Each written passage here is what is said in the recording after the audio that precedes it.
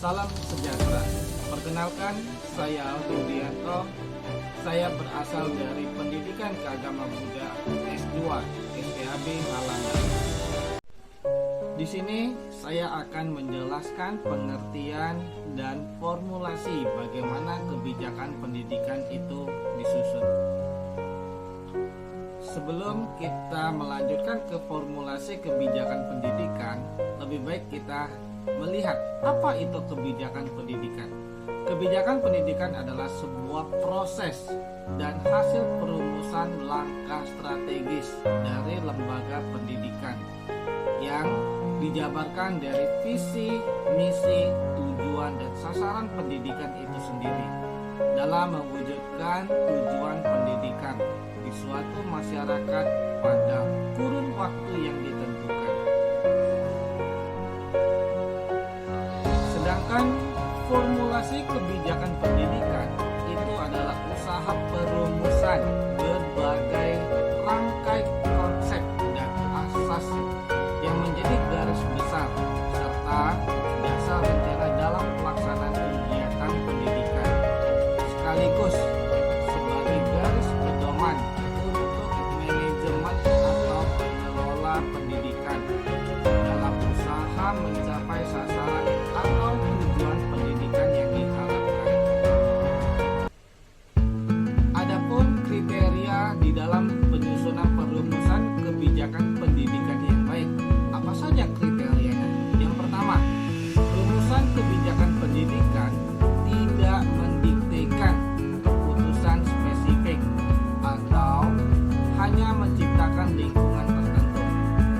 Kedua, dapat dipergunakan ketika menghadapi suatu masalah atau situasi yang timbul secara berulang.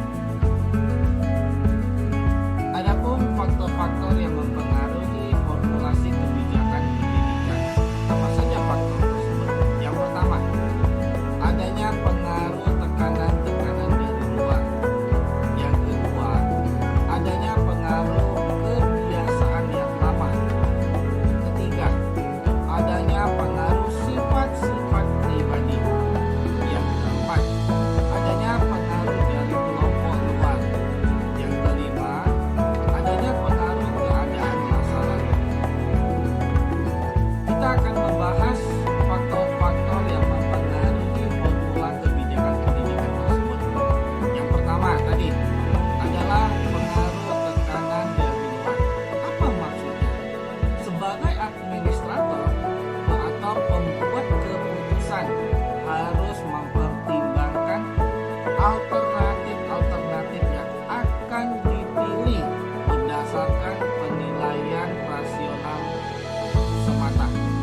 Tetapi proses dan formulasi kebijakan itu tidak dapat dipisahkan dari dunia nyata, sehingga adanya tekanan dari luar ikut berpengaruh terhadap proses formulasi kebijakan pendidikan itu. Yang kedua, adanya pengaruh kebiasaan lama. Kebiasaan lama organisasi seperti kebiasaan investasi modal, sumber-sumber, dan waktu terhadap kegiatan suatu program tertentu cenderung akan selalu diikuti meskipun keputusan-keputusan tersebut telah dikritik sebagai sesuatu yang salah sehingga perlu dirubah, apalagi jika suatu kebijakan yang telah ada dipandang sudah memuaskan. Ketiga, adanya pengaruh sifat-sifat pribadi. Apa maksudnya? Keputusan yang diambil oleh pembuat keputusan banyak dipengaruhi oleh sifat-sifat pribadinya, seperti dalam proses penerimaan atau pengangkatan pegawai baru. Seringkali faktor sifat-sifat pribadi membuat keputusan berperan besar sekali. Yang keempat, adanya pengaruh dari kelompok luar. Para pembuat keputusan yang sangat berpengaruh, bahkan sering pula pembuatan keputusan dilakukan dengan mempertimbangkan pengalaman dari orang lain yang sebelumnya. di luar proses formulasi kebijakan pendidikan. Yang kelima, adanya pengaruh keadaan masa lalu. Maksudnya, pengalaman latihan dan pengalaman pekerjaan yang terdahulu berpengaruh pada pembuatan keputusan atau bahkan orang-orang yang bekerja di kantor pusat sering membuat keputusan yang tidak sesuai dengan keadaan di lapangan. Hal ini disebabkan karena adanya kekhawatiran bahwa delegasi wewenang dan tanggung jawab kepada orang lain akan disalahgunakan. Teori di dalam penyusunan formulasi kebijakan pendidikan itu ada 5. Yang pertama, teori inkrementalis. Apa teori inkrementalis? Teori ini melihat bahwa kebijakan publik merupakan variasi atau kelanjutan dari kebijakan di masa lalu, sehingga perlu mempertahankan kinerja baik yang telah dicapai. Teori ini memiliki sifat pragmatis. Yang kedua adalah teori demokratis. Apabila teori ini mampu dijalankan, maka sangat efektif karena setiap pihak mempunyai kewajiban untuk ikut serta mencapai keberhasilan kebijakan karena masing-masing pihak bertanggung jawab atas kebijakan yang dirumuskan. Yang ketiga, teori strategis. Perencanaan strategis mensyaratkan pengumpulan informasi secara luas, eksploratif, alternatif, dan menekankan implikasi masa depan dengan keputusan sekarang. Yang keempat, teori pilihan publik. Teori ini sebagai proses formulasi keputusan kolektif dari setiap individu yang berkepentingan atas keputusan tersebut. Intinya, setiap kebijakan yang dibuat dari pemerintah harus merupakan pilihan dari publik yang menjadi pengguna. Dalam menyusun kebijakan, pemerintah melibatkan publik melalui kelompok-kelompok kepentingan.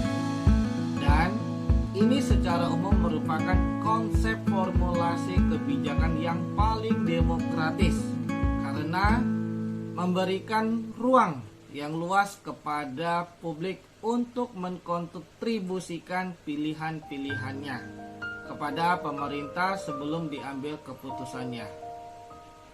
Dan yang terakhir, teori sistem. Formulasi kebijakan dengan model sistem mengibaratkan bahwa kebijakan merupakan hasil atau output dari sistem politik. Seperti dalam ilmu politik, maka sistem politik terdiri dari input, throughput, dan outputnya, sehingga dapat dipahami proses formulasi kebijakan pendidikan. Dalam sistem politik mengandalkan masukan, input yang terdiri dari tuntunan dan dukungan. Siapa saja yang terlibat di dalam perumusan formulasi kebijakan pendidikan tersebut? Yang pertama adalah legislatif. Legislatif di sini itu sering dikatakan sebagai anggota DPR, DPD, DPR, DPR tingkat 1, tingkat 2, dan sebagainya. Nah, peran mereka sangat menentukan karena pengesahan suatu tata aturan agar menjadi kebijakan seperti undang-undang, peraturan pemerintah, dan peraturan daerah lainnya. Yang kedua, pihak yang kedua adalah eksekutif. Eksekutif di sini itu dikatakan sebagai para pelaksana undang-undang sekaligus berperan dalam merumuskan kebijakan agar kebijakan yang sudah dibuat atau dirumuskan oleh anggota legislatif dapat dilaksanakan sesuai dengan faktor kondisional dan situasional. Kemudian, pihak yang ketiga yang terlibat di dalam perumusan formulasi kebijakan pendidikan yaitu adalah administrator. Administrator di sini sebagai perumus dan implementator kebijakan, memegang peran penting dalam mencapai tujuan negara yang akan terimplementasikan dalam setiap program nyata yang dirasakan oleh masyarakat dengan tujuan masyarakat menjadi sejahtera. Yang keempat, partai politik. Partai politik adalah sekelompok orang yang terorganisir serta berusaha untuk mengendalikan pemerintah agar dapat melaksanakan program-programnya dan menempatkan anggota-anggotanya dalam jajaran pemerintah. Yang kelima, interest group atau kelompok berkepentingan. Di sini, interest group ialah suatu kelompok yang beranggotakan orang-orang yang memiliki kepentingan sama, seperti kelompok buruh, nelayan, petani, guru, dan sebagainya. Pihak yang keenam di dalam perumusan formulasi kebijakan pendidikan adalah ormas atau organisasi masyarakat. Ormas di sini merupakan kumpulan orang yang mempunyai cita-cita dan keinginan yang sama, bersifat non-politis, meskipun dalam kiprahnya sering bersentuhan dengan kepentingan politik. Ormas dapat berdiri sendiri atau independen, atau bervariasi dengan organisasi politik tertentu. Perguruan tinggi adalah suatu lembaga di mana para elit akademis berada. Perguruan tinggi sering dijadikan ujung tombak dalam memperjuangkan aspirasi masyarakat yang akan dimasukkan dalam rumusan kebijakan. Dan pihak yang terakhir di dalam perumusan formulasi kebijakan pendidikan adalah tokoh perorangan. Dalam berbagai konstelasi, tokoh perorangan memegang peran cukup vital dan terkadang sangat menentukan, dan juga dapat menjadi tokoh sentral. Tokoh perorangan dapat berasal dari berbagai bidang seperti keagamaan, politik, ekonomi, pendidikan, budaya, seni, dan sebagainya.